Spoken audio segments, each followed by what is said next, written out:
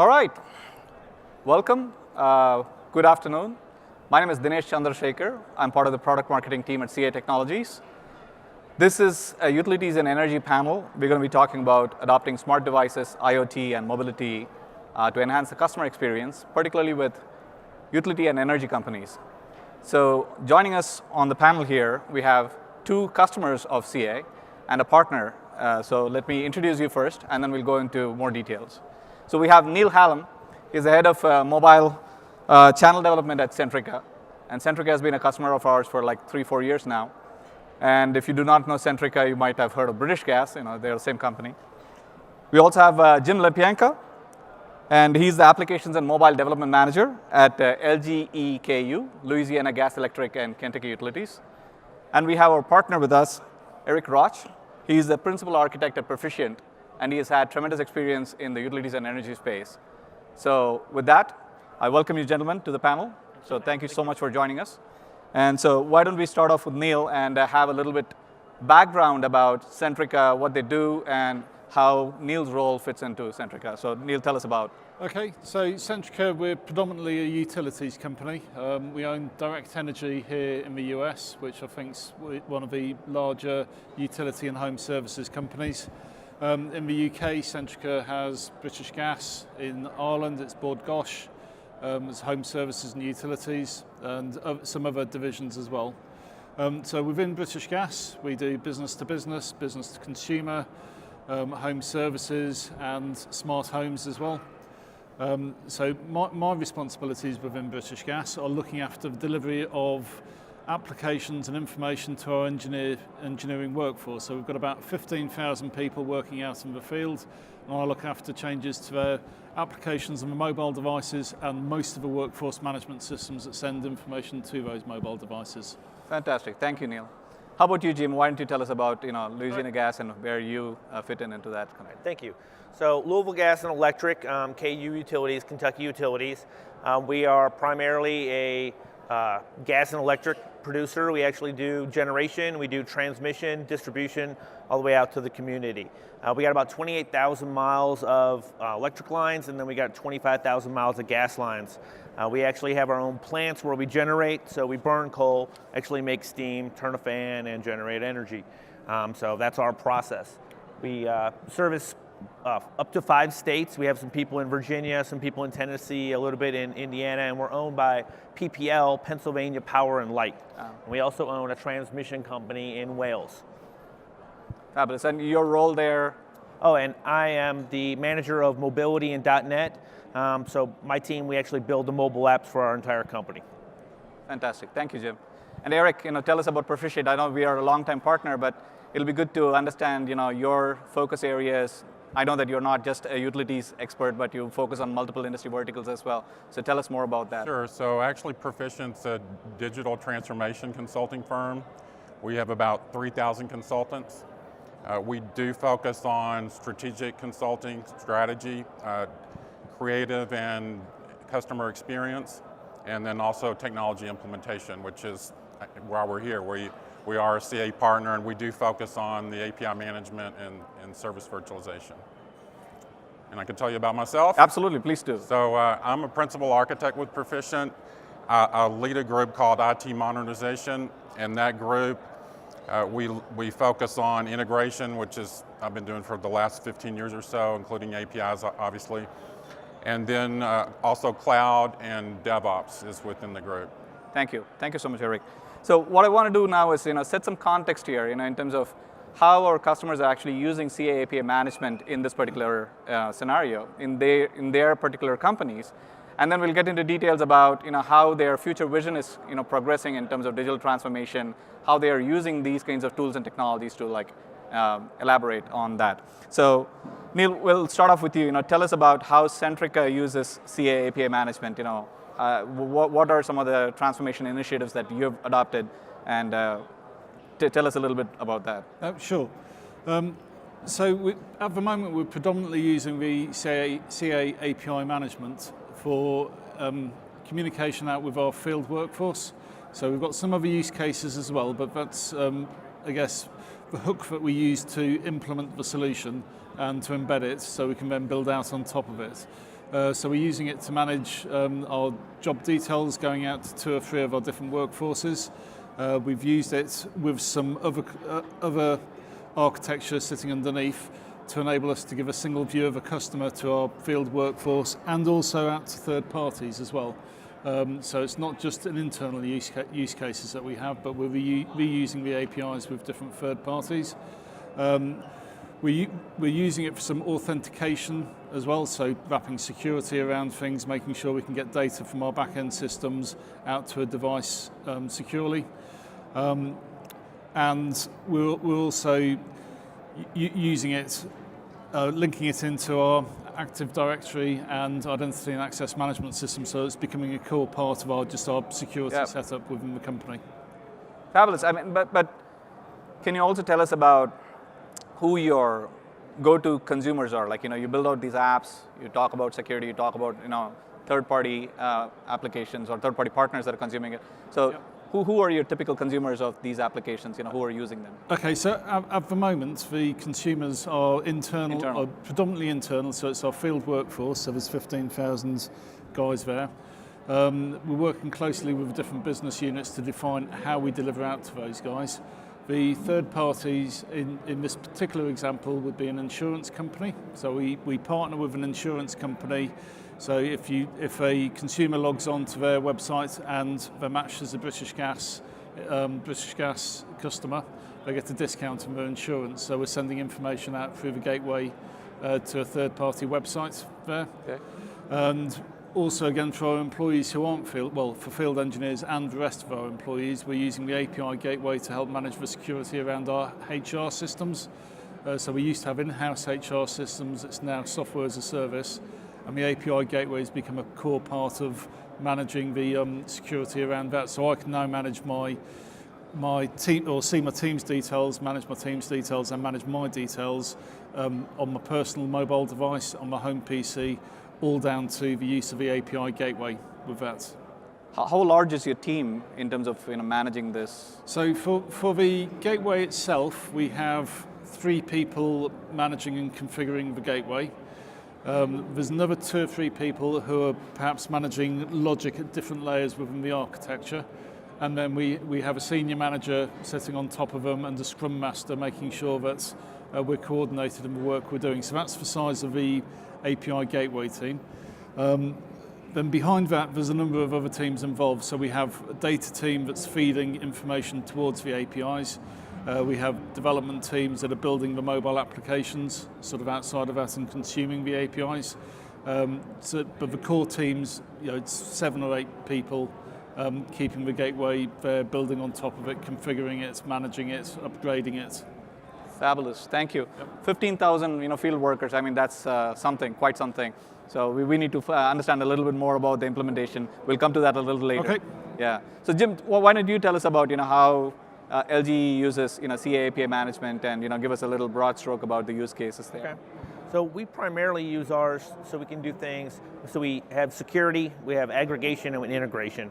So we've got a lot of products, especially in our utility sphere, that we have older products and legacy things that are out there that we buy, things like Maximo or PeopleSoft that we use. And so we usually try to integrate with those products and bring that information out. Those products typically do not have an API or a web service model behind them, right? So we actually try to get that data. So we build services and then we use our API to bring them together. And then we call it aggregation, where we take the data from the different systems, bring them together in one payload of a message and deploy it out to our mobile apps.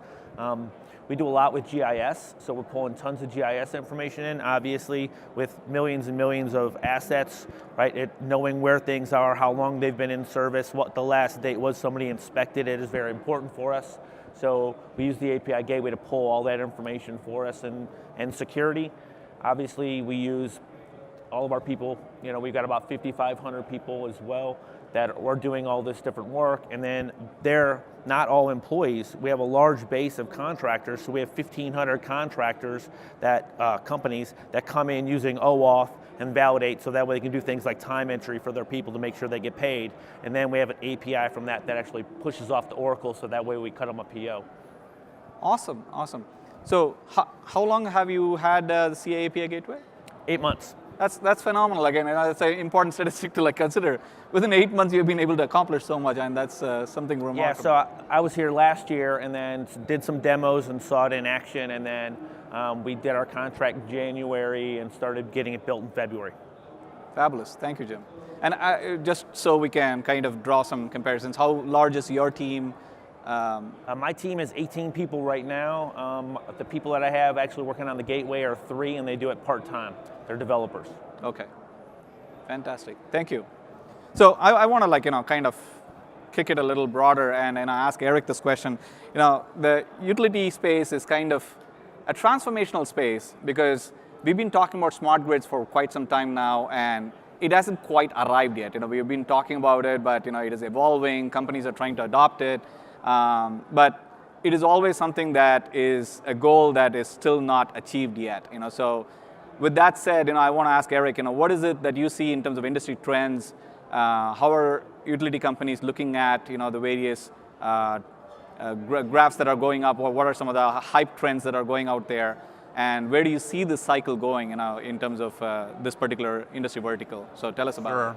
So I work across a lot of industries, and some I see as very similar. So the idea of a digital transformation and customer demanding more information. So for example, mobile apps, which obviously you guys are working on. So that's very similar. It's the customer demands to see that they can look at something real time, obviously on their smartphone, so the information's got to be correct. For example, if they go back and pay their bill and they look on their smartphone and it doesn't show up paid, or it shows paid on the website but not on their mobile phone, it's obviously a problem. Right. So that's an integration problem. There are obviously systems that are unique to the energy, the utility space. So you got asset management, obviously huge asset investments, power grids and power utilities and that sort of thing. Field service is a very nice app that you guys have built. To be able to move from a proprietary system of kind of old wireless proprietary to mobile and Yep. And then communicate back and forth with customers so the customer knows what's going on with the outage and with the repair and that sort of thing. So those shared APIs back and forth. So those are some unique things. It's also somewhat unique in that the customers themselves want to constrain their energy use or conserve energy, and then you've got alternative energy. So if you think about in the future, you could have you generate your own power with solar and store it and those sort of things. So how does that going to play? The other thing that's very interesting, this idea of predictive maintenance. So you've got all these, again, very expensive assets out there.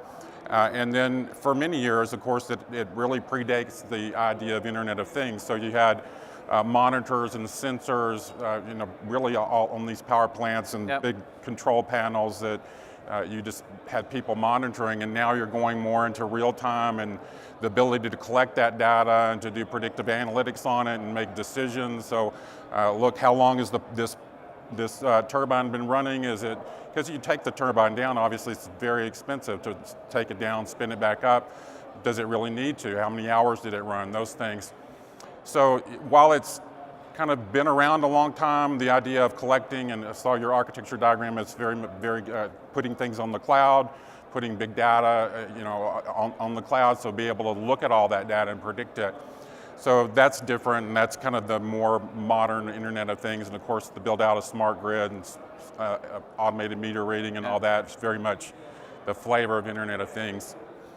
Another thing that I think is very interesting, I mentioned the solar panels. So if you think about a smart home or even a smart building, a commercial building, so you have potentially everything plugged into the homes. The solar panels, of course, still connected to the grid for power, but then the ability to store power, maybe plug your electric vehicle in, smart appliances, just on. And you've got a lot of entrants into that space, like Google and Amazon and Apple all have kind of these control your home smart devices. So it's a very interesting space, and to me that futures is where is that going to take? So what is next for the smart grid, if you will? It's very interesting to me. Yeah, no, and I think you touched on a really couple of things that I have been saying quite loud over the years, because I worked with quite a few utility companies myself, and asset management has been always an important space, within utility companies. But with smart devices being deployed by the thousands, the question of maintenance becomes very, very important. Now you got to wonder, how often do I have to change my meters, or does it automatically send out a diagnostic tweak in saying, oh, I need to be changed or I need to be repaired or something like that. Or there's self-healing meters that can be installed that can automatically download an update and fix it itself. So those kinds of things come up, and again, that's where I see a lot of trend happening as well.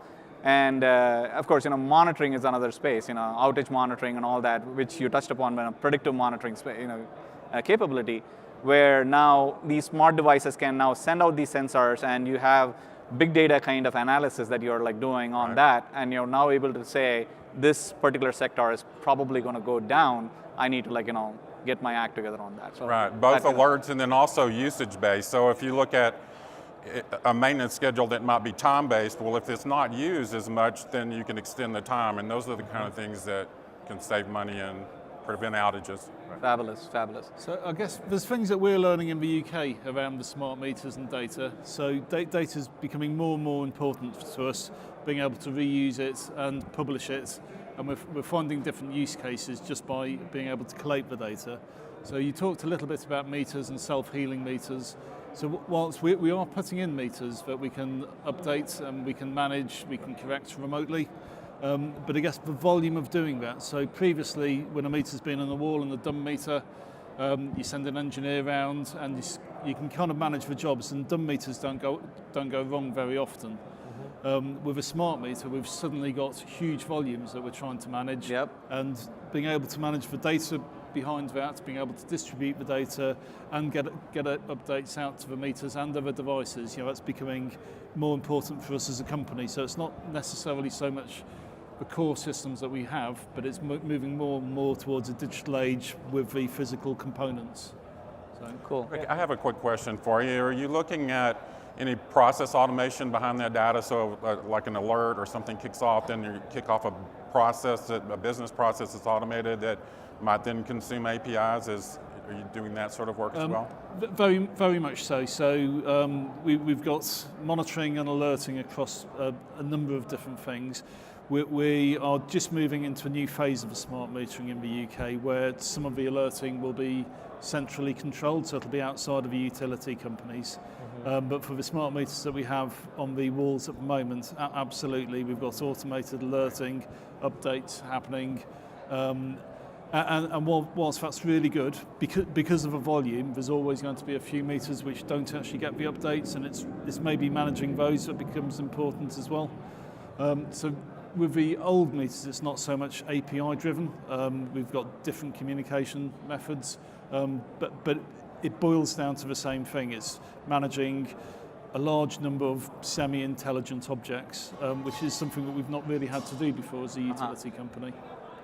Jimmy, you had something? Yeah, so one of the things that for us is really important is analytics. So analytics drives efficiency, and efficiency is the way we keep our rates low, right? So the more analytics we get, the better decisions and the faster we can make decisions.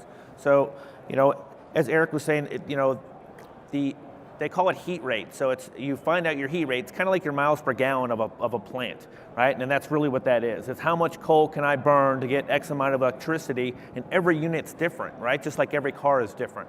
And so we have to know those heat rates, and so we dial those in, and then we make all of our decisions on whether or not we're gonna turn up unit 3 and turn on unit 4 and things at different times, based on the amount that we need, and that's all analytics, and we have to be able to predict that months in advance. We have to make sure we have enough coal and everything else on hand in order to make that happen. So for us, it's all analytics. Well, what are some of the key performance indicators, like KPIs, that you look for, to particularly aligning with your business goals, if I could say, like if you build out this mobile app and you want to deploy it out there for field personnel, from a support standpoint. What are some of the key KPIs that you would look for? Primarily, we looked at things like, amount that's being generated, amount of coal that's being burned by hour. So we do have a lot of instrumentation. So we have manual instrumentation and we also have digital instrumentation. And then they go around and they make sure that all of our instruments every hour are calibrated to our digital instruments as well. Because if you have one system fail or not read right, it can make a lot of differences. So we have to make sure all of our instrumentation's in line. So all that has to be checked. So there's thousands and thousands of things that they monitor, at any given time. But I would say the biggest one is how much output do we have, so that way we can be prepared. So knowing people are coming home and the kids are coming home at 3 o'clock and they're going to all start flipping on the TVs and your air conditioners are going to be turned back up in August, right? Those kind of things. Those are all need to be known, so that way we can be able to be prepared.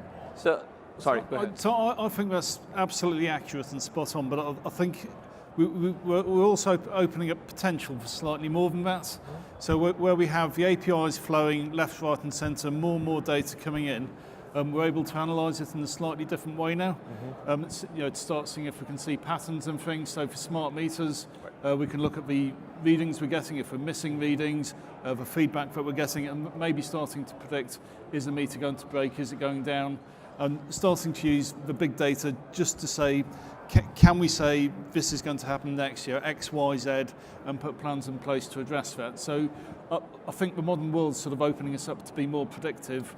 Well, we also need to look at the factual, this is how much coal's burning, this is how much heat's coming out, but I think we can build on top of that now as well. Yeah. So I mean, Neil's right. So on the gas side, we just wrote an app here very recently where the companies like GE and Ford, they actually turn on and off their plants now based upon consumption of gas. So they actually rotate out their maintenance shifts around their plants around when the gas is going to be the most expensive. So we future cast our gas.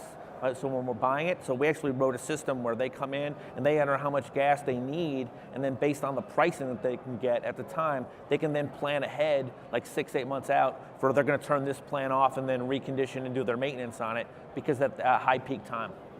So bring home this point about analytics to APIs, right? Because I think I want to kind of have the audience get the feel that yes, there is a lot of motivation to have so much visibility into KPIs, so much visibility into metrics, I want to understand the health of my systems, all that stuff. But how much of it is actually driven by APIs, and how prepared you have to be in order to adopt, let's say, a smart metering system or something like that. What are some of the things that you plan ahead to do something like that? And you're probably not there yet. Is that what you said? From a smart metering standpoint. No, so we're not there yet. It's a journey that we're going through, right. I guess, as a country. We're changing the types of meters that we have. But I guess we know the types of issues that we're going to see. Yeah, we know that things will break. We know that power consumption changes over days. We can look at patterns, predicting the prices, or not predicting the price, well, predicting prices, but managing consumption against prices. And I think that's what we need to be planning for, putting systems in place similar to the system that Jim has implemented, right. That'll automate the shutdown of consumption. So while a lot of that historically, I guess, has been manual and people looking at screens and saying, no, now it's time to shut down, I think we're able to automate it better, and also maybe not plan ahead based on historical data now that we've got so much historical data being captured. Okay. So. Okay. Maybe I should ask Eric as well, from other customers that you've seen, in this particular space. What have they prepared themselves for, from a technical standpoint, from an API, readiness standpoint? What do they plan ahead when they start thinking about smart metering or deploying these kinds of systems out there? So there's a few things. One is I have worked on the kind of independent system operator side of it as well. So really managing the smart grid is just really about more information. So if you look at, for example, the state of Texas, ERCOT is an independent system operator, ISO, that manages that state. So you have different ones. So there's New England ISO, and actually Texas was the only state that one ISO manages the whole state. They do have a set of APIs there as well, and it's really about better understanding of what's going on that on the smart grid, on the network. So you can make better decisions about turning plants up and down, for example. And it gets complicated because there are constraints as well. I mean, you can't turn a plant up and transmit the power completely all the way across the state. It's just inefficient and it won't work. There's constraints on the lines and that sort of thing. So the more you can share information between the power gen companies and the system operator, the better it is. Now, the other side is that if you look at just the idea around digital transformation, you have, it's really kind of, it's not really, I think, unique to utilities. I mean, you need a mobile application, you have to have some APIs. If you look, I looked at Neil's architecture earlier, they've got the older system of records there, it's very common. Really not even, you know, it's across industries. In banking, for example, they have a big mainframe system to do payment processing. Well, it's very similar. You have to get information out of that system of record, probably put it somewhere like cache it, like you guys are doing with NoSQL, and then expose that via an API. So you're not depending on that like mainframe, for example, that might be slow at times because you're doing other processing. You've abstracted that. So what we like to do is can put together a roadmap and say, well, what APIs do you need first and why? Because it's, you know, if you look at the old SOA days, for example, it's kind of build it and they will come kind of things. It's, you need these enterprise services and you got to do this top down and all this stuff. It's much more pragmatic now. We look at the APIs that are needed for projects, and we do a lot of, sometimes if we have that information, look across projects. For example, you know, change a customer name, look at the name and address and change it. I mean, that's a lot of places you need that, right? It's pretty self-evident. But when do you need it? When do you need to build it? I mean, it's driven by the projects that need it. Okay. So that's what we look at. I think that's fabulous. And I think it's important that we bring home the point to mobility as well, because these days with every IoT device, whether you're like a home consumer, you know, with your Nest devices or your connected cars that we're talking about, there is an equivalent mobile app for that particular device with which you can control and communicate and talk to. So with that said, you know, I have been able to, like, you know, use my utility company's app. You know, I've been able to, like, you know, check my balances, pay my, you know, bills, even check my, you know, yearly, you know, readings and stuff like that. I can do all that stuff. And of course, with smart meters, I can even communicate with my smart meter to figure out, you know, if I'm consuming on a daily basis, hourly basis, X amount of units and all that stuff. So APIs, again, are the power behind that. From a LGE standpoint, you know, how do you, you know, design for something like this? You know, do you plan ahead to say, you know, not only this particular mobile app, but we're going to have like multiple mobile apps, and we need to, like, you know, take some kind of a shared services model or some kind of an approach? Do you do that, or is there like an API repository where you, like, you know, publish it and have? I mean, you do have smaller teams. You know, both of you said that. Right. So, is that like an overkill, or, you know, what do you do? No, we actually do plan them out. So we kind of roadmap everything together and say, here's the path we want to go down. So, you know, we don't want to have to rewrite things 4 or 5 times. You know, making small tweaks is one thing, but if I've got to rewrite something, or I don't want teams out there writing 5 things that do the same thing either, right? And so we do use the portal. We've gotten it stood up here recently, and with the help of Proficient, and so we got it up and running, and we'll be using it. So. But I think that's definitely something that we need to be looking at more, right? Because, you know, different teams, and they go through that design practice, and if they don't have the availability to see what's already out there, right, then they're going to write it themselves. And then maybe it's not exactly what we need, and then maybe we cannot reuse it, right? So you have to plan those kind of things out. So we usually try to write especially mobile apps, we write them very small, to do pieces of functionality, and then those will grow over time. What we don't want, because they are still apps, they're not full applications, right? You don't want them to grow too big or they become unmanageable, then you can't update them either. How fast is your go-to-market life cycle for, like, you know, let's say your business unit comes up to you and says, I have this mobile app, I need to, you know, put it out there. So we just recently, they came to us and we're implementing a community solar project. We're putting a bunch of different solar panels out and then allowing our consumers to purchase shares of the solar unit so that way they can get free power off the solar unit. Now, granted, we're in Kentucky, so there's not a lot of sun in the winter, but you know, there's a lot of people who do want to pay a premium for the green energy capabilities. And there's a lot of companies that want that capability as well to say, hey, I've got green power generating, you know, for my office space, not my plant, but maybe at least my offices. We wrote that over a course of about 5 weeks, so we could actually sign up and bill and then manage the shares. It's extremely complicated, the way that the logic has to work, and so I think that one took longer than it would have because of all the different test cases that we had to go through to make sure that people were getting credit for the right things and not overpaying or something like that when they didn't need to. So because of the windows and the timing that people get billed, like the billing cycles, right. it became very, very complicated. Right. So I think I'd like to add one thing to the roadmap discussion. Another thing we do to kind of facilitate rapid development and rollout of APIs is we like to look at developing a set of standards. So for example, if you're using an API from one kind of business domain and another, they're really work the same. So the HTTP verbs, your error messages, your kind of resource namings and things like that, it's very intuitive. So when you start to use it as a consumer, it makes sense. It's very intuitive. Right. And that of course goes into the portal and that sort of thing. Then the other is just really frameworks and patterns. So a good example of a pattern is security. And obviously you can implement the security pattern in the gateway, but you have internal, external, internal to internal, those kind of patterns, and how does that work? And then frameworks. I believe one of you guys were mentioning frameworks, but things like logging, exception management, security obviously, but those kind of frameworks that go with the APIs that simplify the process. Reusable, right? Absolutely. That would. So talking about security, sorry Neil, did you have something to add? No, I think that covered it. So, okay. Yep.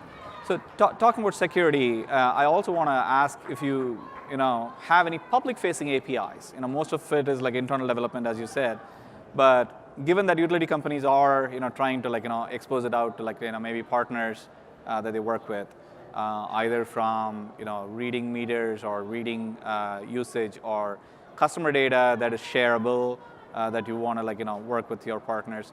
Is there something like that you already have, like public-facing APIs that would encourage developers to build, external developers to build their own mobile applications for partners? Or is that something in the works? You have something planned for that? Or is there any kind of regulation that prevents you as well? And that's also good to know.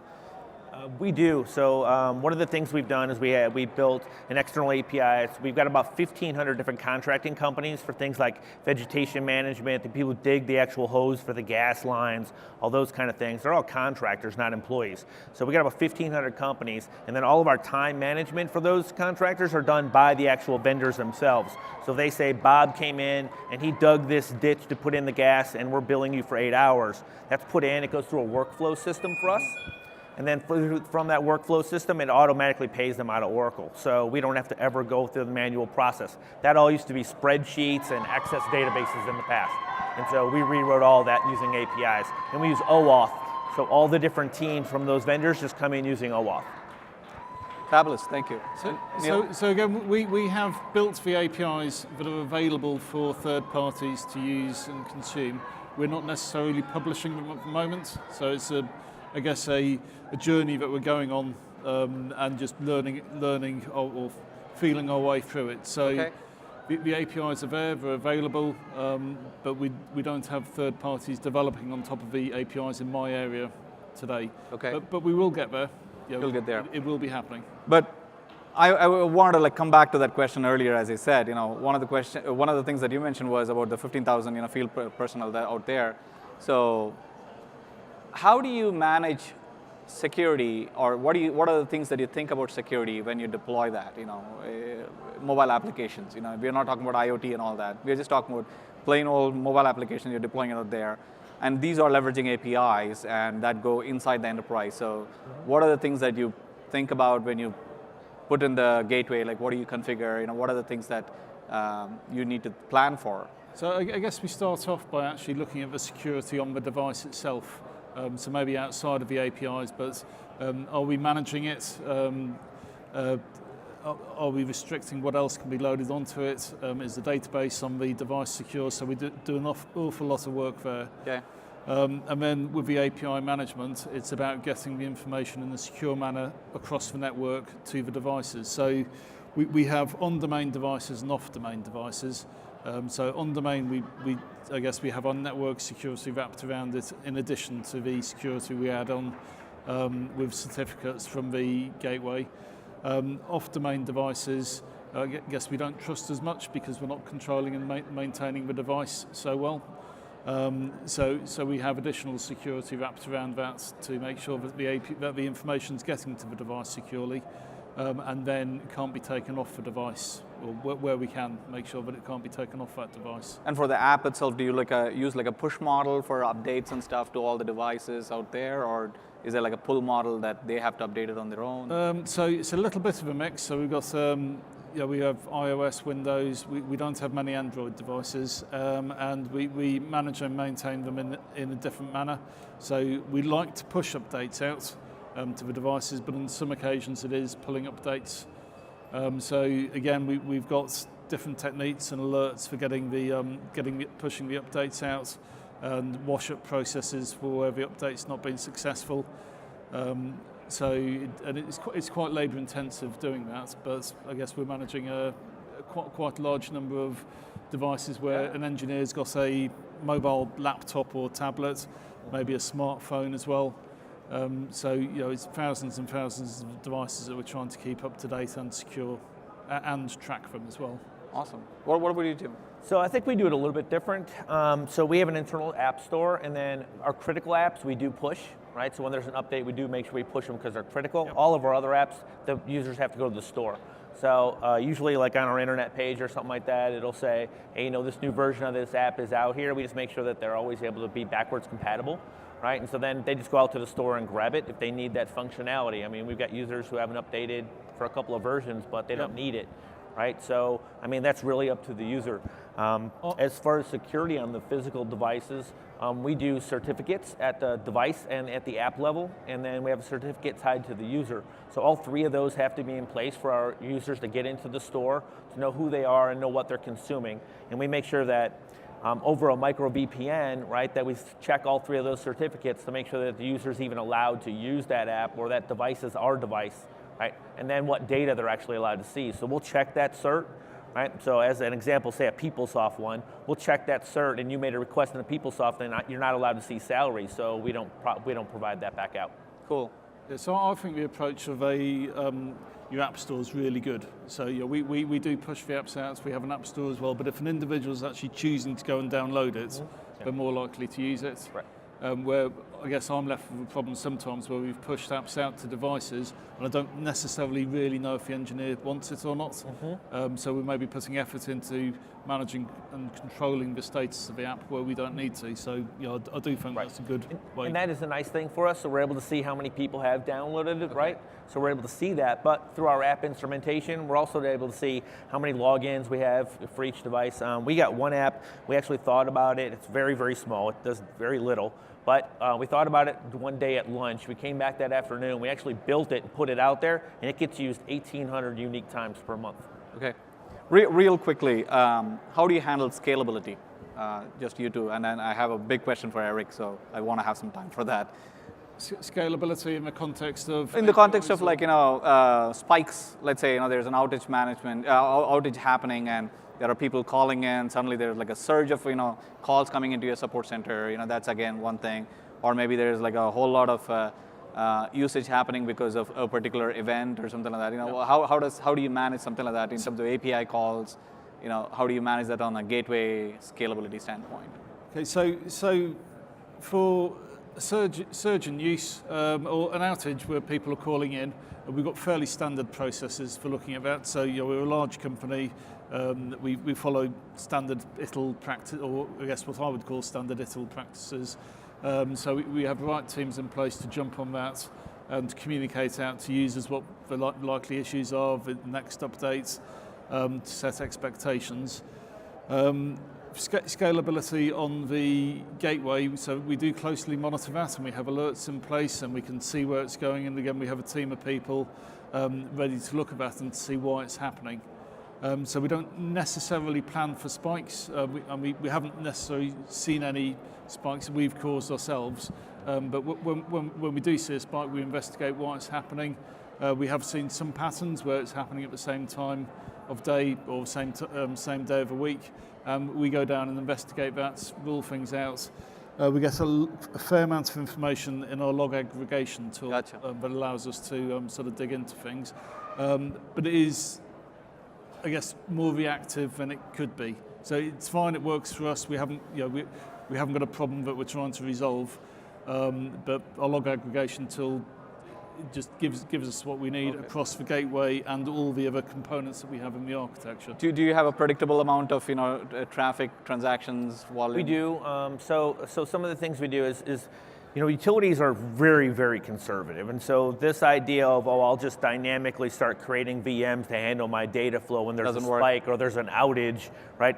They're not going to do that. They're so risk adverse, they're not really open to those kind of ideas. So when we test our apps, we actually test against peak and then historic peak.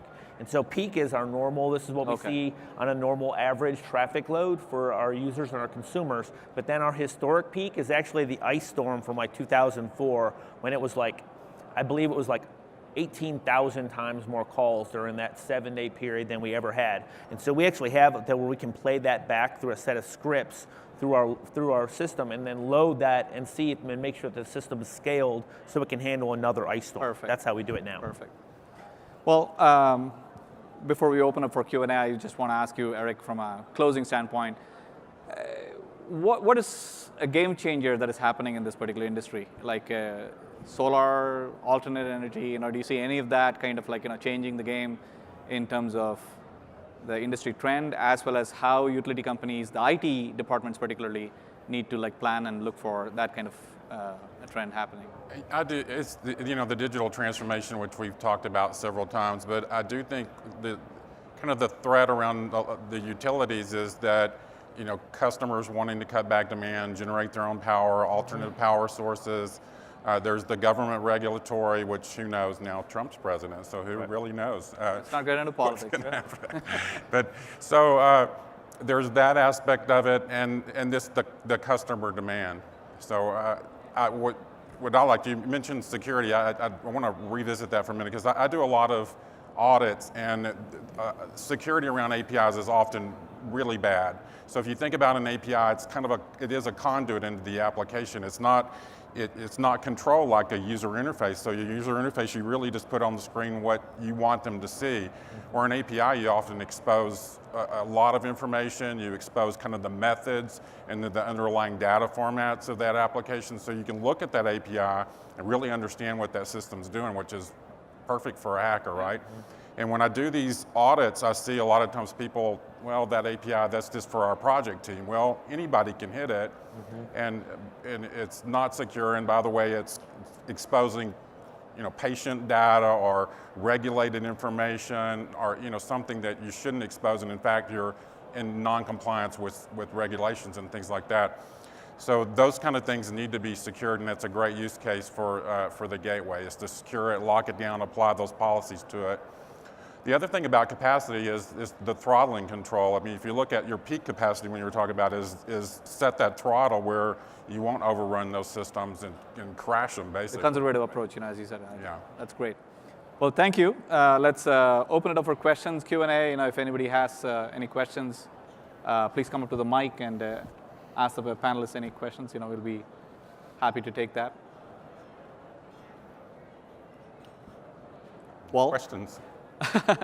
It's been very insightful for me. I don't know about you guys, but I really loved the insights that I got from these three gentlemen, and I hope you loved it the same way that I did. And I really thank you three for joining us and explaining your perspective on the utility space.